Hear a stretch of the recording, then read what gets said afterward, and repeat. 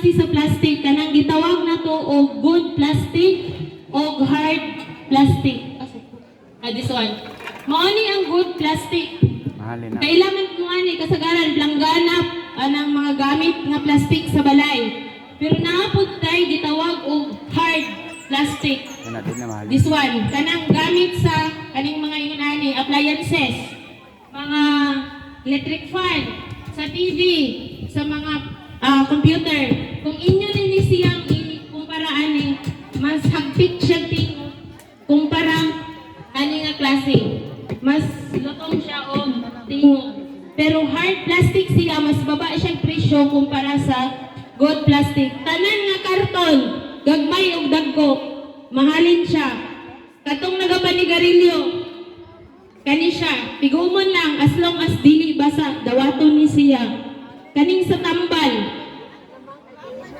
kaning sa mga tambal, sa mga bata, mga maintenance, pwede ni siya. O kaning sa sulod niya, madawat gihapon siya. Kaning single use plastic gihapon ni siya, pero sa merka, ginaano ni niya as good plastic, ipon siya, ani, sa good. Kani, good plastic gihapon ni. Walay planta nga mapalit og PET bottles or PET bottles. Pero naay planta nga modawat og PET bottles. So kani ginakolekta ni siya ni Mirka. Sa Bago Osyero pod naay tukoron, si Mirka is Mental Resource Collectors Association. Na-assign siya sa Barangay Mintal.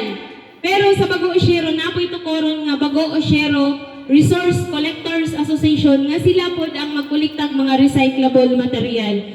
So kani siya pwedeng dili ninyo ilabay kauban aning mga pasatanan nga nakaano mga ingon aning nga plastic kinatanggal lang ni nila kay para mas taas ang presyo kumpara kung naay mas baba kung naay label.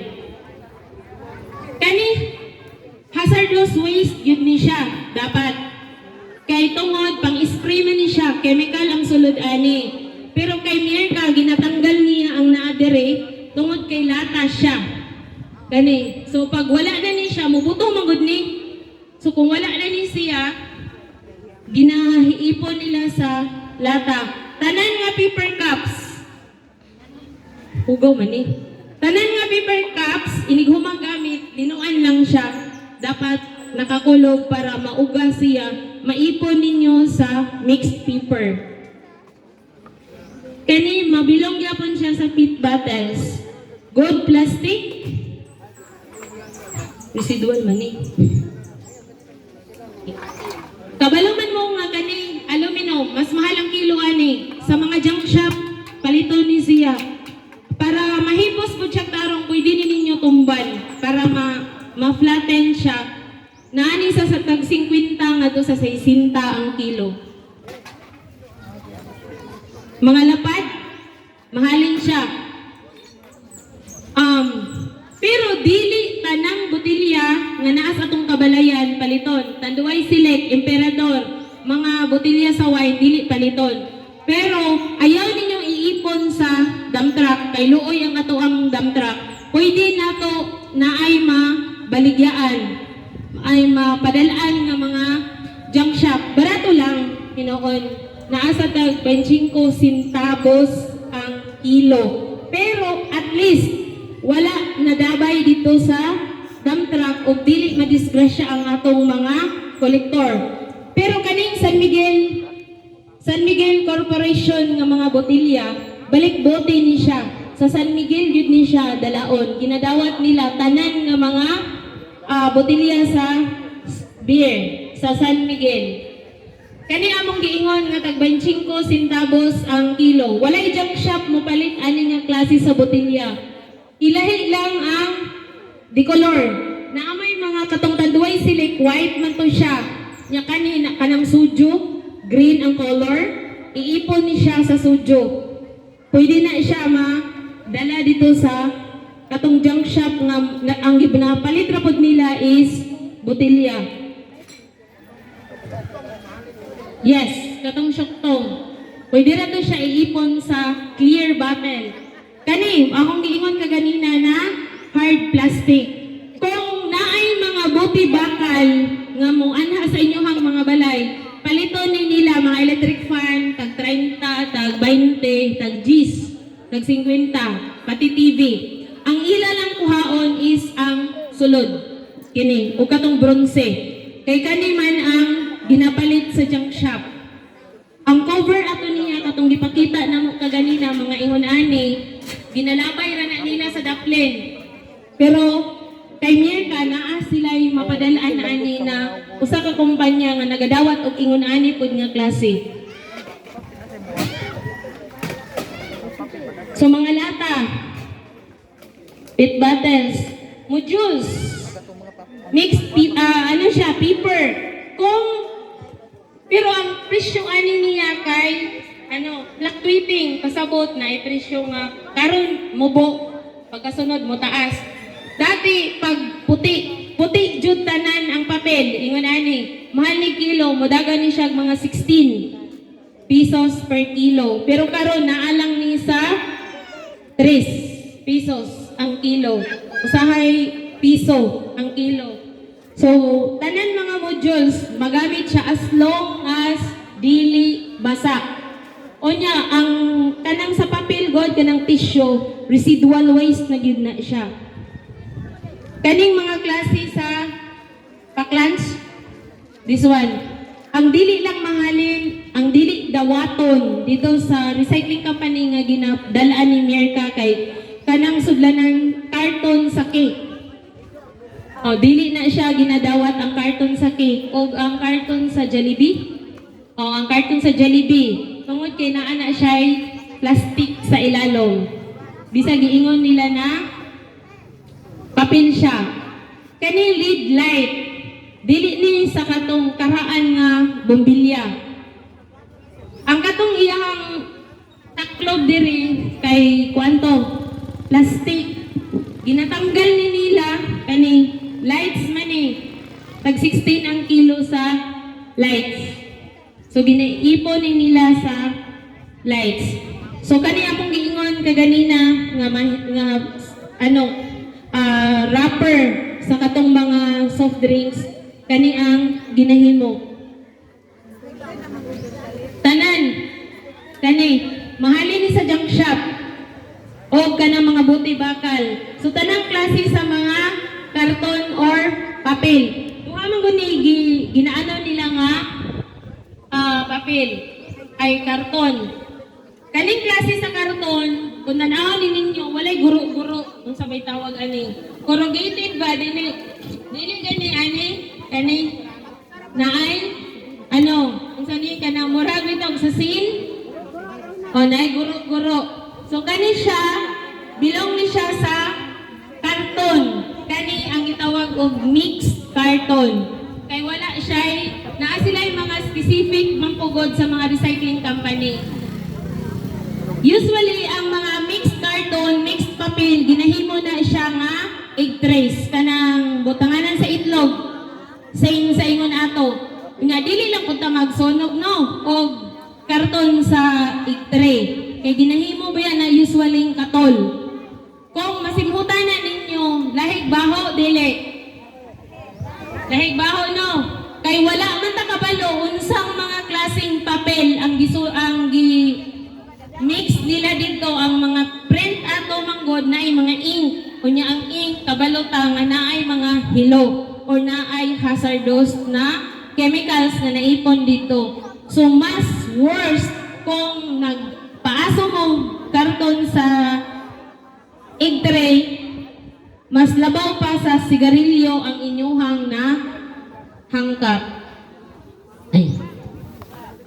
So kanina lang ang inyuhang kasagaran malabay sa inyuhang mga kabalayan. Kaning mga sandubag, labo bags, kanang smoke, kana siya. Kani siya, ikumpara ninyo ani nga plastic, kung ang inyuhang pamation, kusog siya mo tingog. Residual waste ni siya. Ikumpara dili kay siya motingog. Kanya mainat pud ni siya. So pwede gani ni siyang gamiton pang balot o kanang graph composting. Tanan nga mga basura nga unsa ni kanang sa chicheria is residual waste. Kani sa tambal. Kanang mahilig sa mga cakes and pastries, di ba? Malutong. Residual waste siya, dili siya pwede maato sa recycling company. Kung inyo ha siyang anaon, mas dali siya, breeder kay siya, dali kay siya ma-dugmok. Kaningin ani nga kuan, unsa tawag ani, cups. Residual waste ni siya, this one. And kaning klase nga bauna, nalata na ni sa kadugay panahon. Katong naay mga maintenance sa tambal, kaning sa fuel sa mga tambal, residual waste na siya. Face mask, diaper, napkin, panty liners, residual waste na siya. Kaning sa mga sabo ay unsa ni? Kaning gitawag og plastic laminates tungod kay naa siya silver sa ilalom. Residual waste na ni siya. Tanan nga naa sa shampoo, sabon, residual waste. Carbon, residual waste. Kaning klase sa plastic, ato lang tabunan ng silka kay basig miingon nag-promote og silka. Kaning ingon ani nga klase sa plastic is residual waste ni siya. Dili ni siya dawaton dito sa recycling company nga ginadal-an ni Mirka. So gamay na lang gid kaayo ang inyuhang mga basura nga malabay sa inyuhang dump truck. So mabawasan ang basura nga ikarga sa inyuhang shakman. Nya dili na pod maproblema ang inyuhang barangay nga napuno mo sa basura. Kung naay mga baso or mabuak nga mga butang sa inyong balay, pwede ninyong iayuson pag-dispose. Kung dili man jud man nato malikayan, kani siya gibuak lang ni.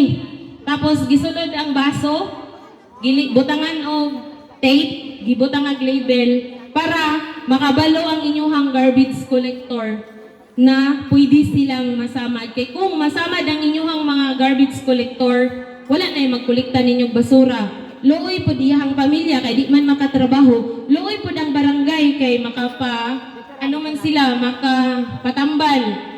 Mga tirungan or barbecue stick, pwede gihapon ninyo siya ingananion para safety ang inyong garbage collector. Ang pingan po nato ang atong mga garbage collector kay kung wala sila manimaho ang ato ang mga lugar.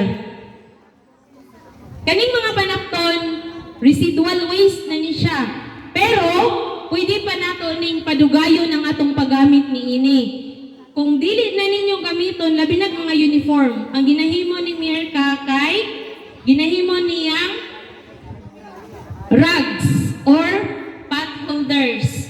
Gamit lang anang lansang og I know nga mga kababayan na siguro naka-training ang uban sa inyo ani.